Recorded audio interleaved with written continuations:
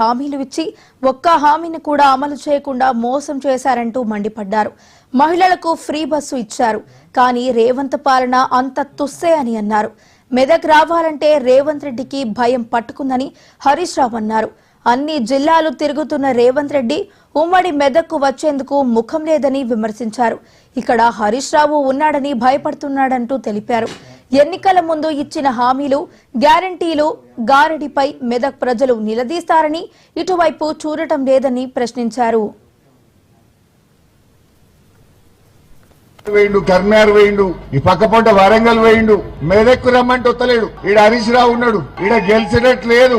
కాంగ్రెస్ వాళ్ళు రమ్మన్నారట మెదక్కు, రమ్మంటే రేవంత్ రెడ్డి మీ ముఖానికి ఒక్కటి కూడా గెలిచేటట్లేదు రా, వచ్చి నాయించకపోతుంది, నేను రాను మెదక్ అన్నది. చుట్టూ తిరిగిడు తప్ప మెదక్కు రాలే.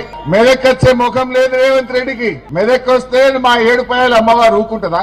మా కొమరెల్లి మల్లన్న ఊకుంటాడా? నువ్వు దేవుణ్ణి మోసం చేస్తే ఆ దేవుడు మొదలే మా ఏడుపాయల అమ్మవారు చాలా పవర్ఫుల్, కొమరెల్లి మల్లన్న చాలా పవర్ఫుల్. ఇలా దేవుళ్లను మోసం చేసి ముఖం లేక ఇలా మెదక్ జిల్లాకు రేవంత్ రెడ్డి రాలేదు, వచ్చే ముఖం లేదు.